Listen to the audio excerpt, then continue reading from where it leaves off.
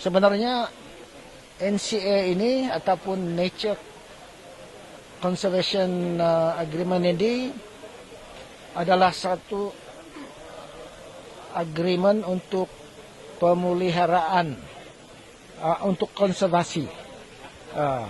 Untuk konservasi, ramai orang yang salah anggap yang ini adalah satu perjanjian untuk Sabah kehilangan 2 juta hektar. Tidak. Sebenarnya proyek ini adalah untuk konservasi tetapi mendapatkan hasil. Sekarang kita conserve tetapi hasil dia paling-paling tidak ada. Dan kita kena berhentikan memotong kayu, membalak, sebab dia merusakkan alam sekitar kita dan menyumbang kepada perubahan iklim. Jadi untuk kita membantu supaya kita juga menyumbang kepada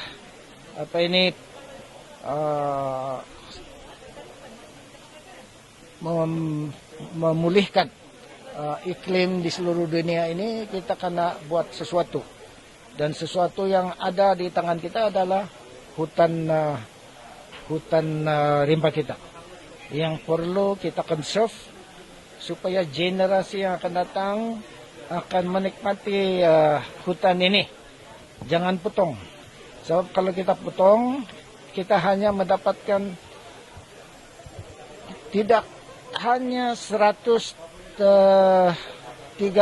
juta.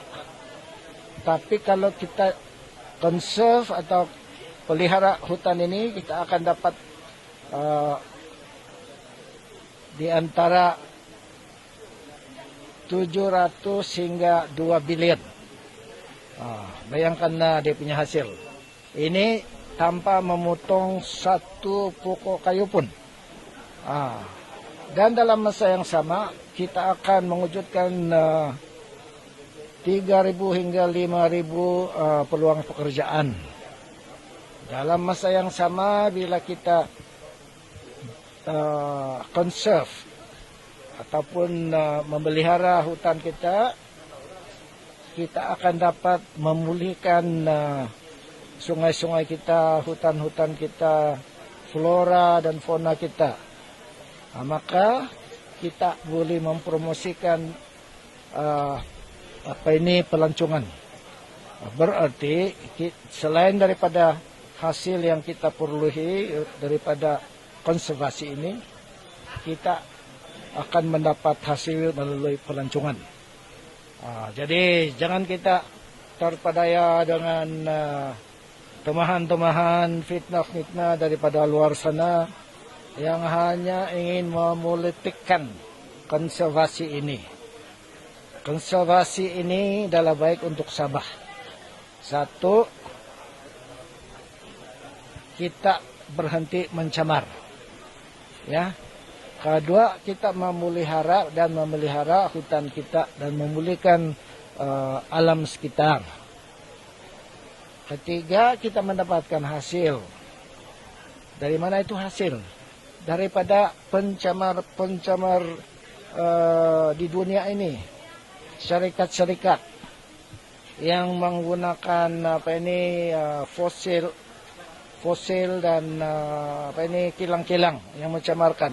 Mereka yang akan membayar pencemaran ini, dan kita akan menerima pembayaran ini untuk pembangunan kita. Dan hasil daripadanya diwajibkan oleh PBB atau United Nations menggunakan hasil ini untuk mengimplementasikan Sustainable Development Goals, yaitu pembangunan kesejahteraan rakyat, perumahan, pendidikan, semua ini akan kita nikmati. Jadi saya harap kawan-kawan kita, rakyat kita memahami konsep NCA ini atau konsep carbon ini. Carbon ini tidak ada hasil dulu, sebab kita tidak atur untuk macam mana kita dapat mendapat hasil daripada kebun kita. Jadi sebab itu tahun ini kita atur. Sebelumnya kita rugi sebab kita tidak pernah atur. Dan bila kita atur, orang nampak hasilnya itu lain, orang berinterpretasikan ini sebagai satu peluang untuk mencuri duit. Ini conventional thinking. Orang-orang yang suka membalak memang dia tidak suka ini, sebab dia mau membalak.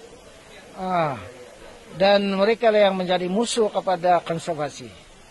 Begitu juga dengan mereka yang suka mencuri hasil. Dia nampak itu sebagai asas untuk mencuri. Kita tidak mau, sebab ini akan menjadi satu sistem yang kita akan gunakan blockchain, transparan. Tidak ada orang yang, semua orang akan tahu. Kalau kita blockchain kan dia, kita digitalize kan dia. Jadi saya harap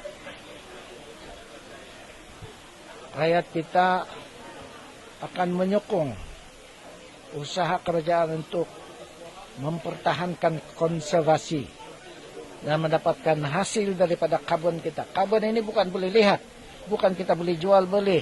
Dia bukan benda yang kita boleh lihat. Jadi kita kena gunakan science, ya, science daripada A, ya, untuk kita jual kepada B.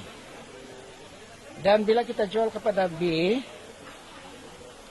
bukan terus dia beli, dia mau cek juga betulkah cakap ini atau tidak. Jadi dia kena cari saintis juga untuk verify dia punya kebun ini betul atau tidak.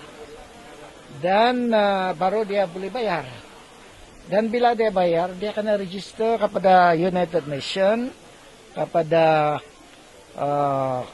climate change punya committee, supaya pembayaran ini akan dikira sebagai membayar kredit, ya, untuk menurunkan suhu dan menurunkan dia punya dosa pencemaran.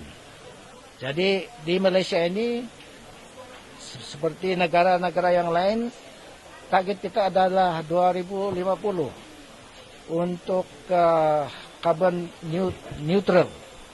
Berarti carbon kita akan diturunkanlah, dan semua negara diwajibkan.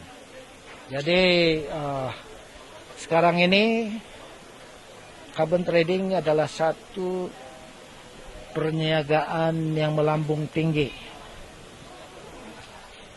Melambung tinggi. Karena lebih banyak yang diperlukan, tetapi yang menyumbang sekarang sedikit saja. Sabah adalah yang pertama sekali menyumbangkan 2 juta hektar untuk tujuan ini. Dan sebab itu kita telah dipuji oleh negara-negara antarabangsa, karena yang lain cakap saja tapi tidak buat.